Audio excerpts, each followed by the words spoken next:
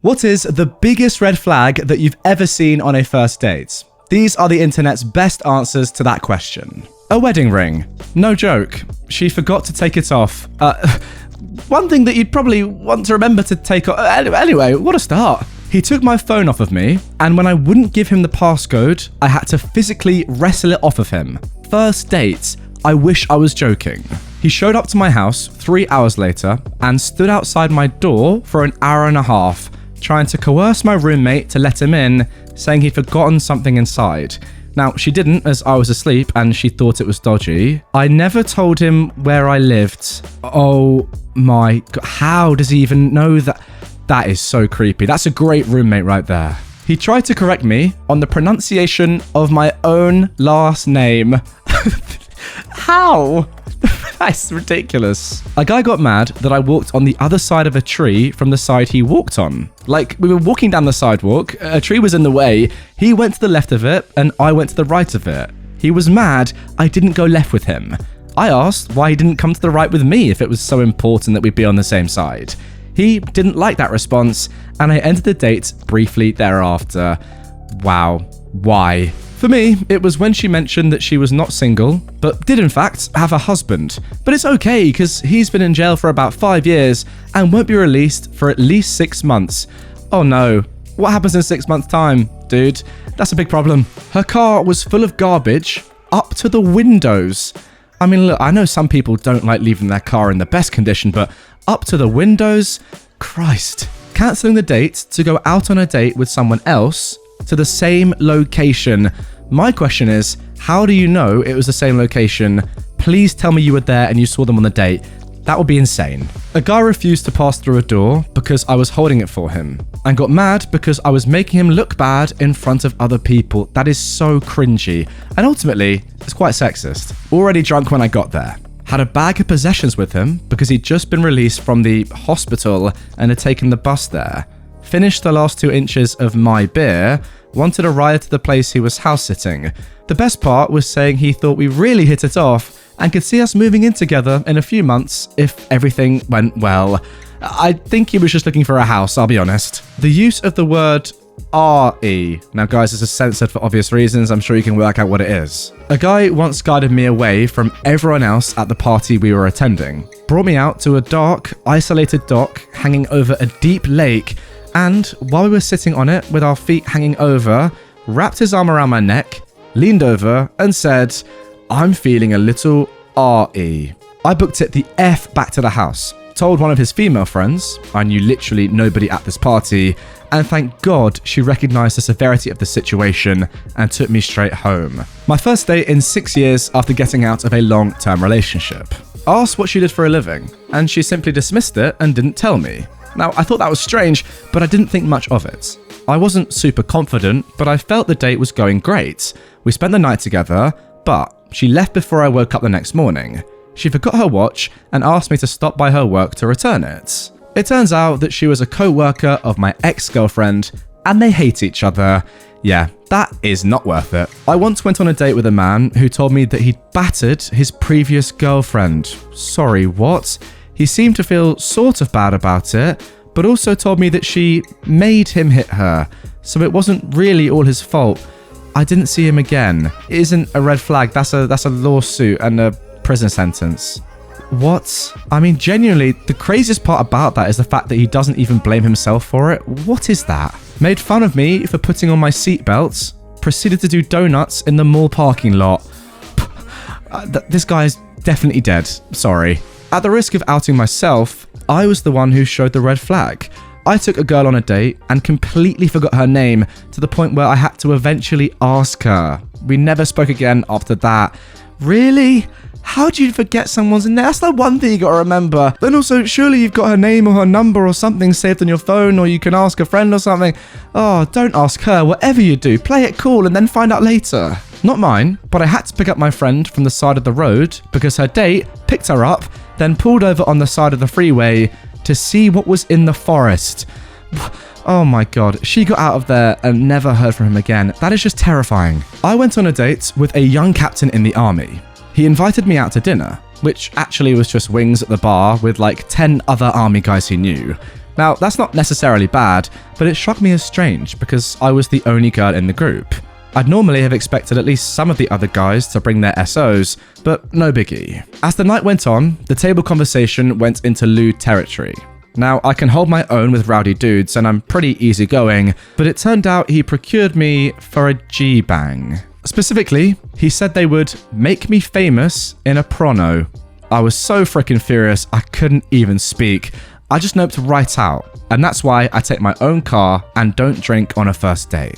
To be fair, I don't blame you at all, OP. It is a real shame that some men have done this to you to the extent that you now cannot enjoy alcohol on a first time meeting someone. That is a shame. She tried to get me blackout drunk after inviting me over to her place. After a few beers and shots, thinking I was tanked, she left me alone with her extremely touchy gay roommate. I noped the F out of there as soon as I could get his hands off me. I made sure everyone in our immediate circle knew what happened, and ended up that this wasn't the first time they've pulled this with a guy. We found out about at least one of our male friends that they'd succeeded with, who hid it from everyone due to the whole stigma of a guy can't be hard BS. But we convinced him to go to the cops eventually. She was charged with coercion, and her roommate was charged with R. Well done. You speaking out got someone arrested and put in prison. Brilliant. I didn't know it was a date. I'd gone to happy hour with another department in the company, and 2 weeks later, one woman from there said they were doing another one and asked if I'd like to go. I showed up and it was just her roommate, and her roommate's boyfriend, and they had a table for 4 in the restaurant area of a sports bar. She told me that everyone else was running late, so they got a table to get a bit to eat first. Now, I thought that was odd, but then the roommate mentioned something about it being their first double date. Nobody else from work showed up. Why didn't you just say it was a date in the first place? Like, I'd go on a double date, that's not a big issue. Don't lie about it though. This guy kept pushing me to let him come to my place, to the point where every sentence was like, will you let me come over, and where can I sleep tonight with you? Where do you live? Let's go to your place after this. I was like, guy, you're never coming to my house. And he kept pushing it, and I started to feel the hairs on the back of my neck standing up. I got out of there and drove around to make sure he wasn't following me before I went home. He messaged me after like, I just wanted to see if you'd cave and let me come over. What? You weirdo. I messaged back like, you're a creepy effer, and blocked him. Then he kept trying to match with me again and even got my email before I finally got rid of him. Weirdo. Not just a weirdo.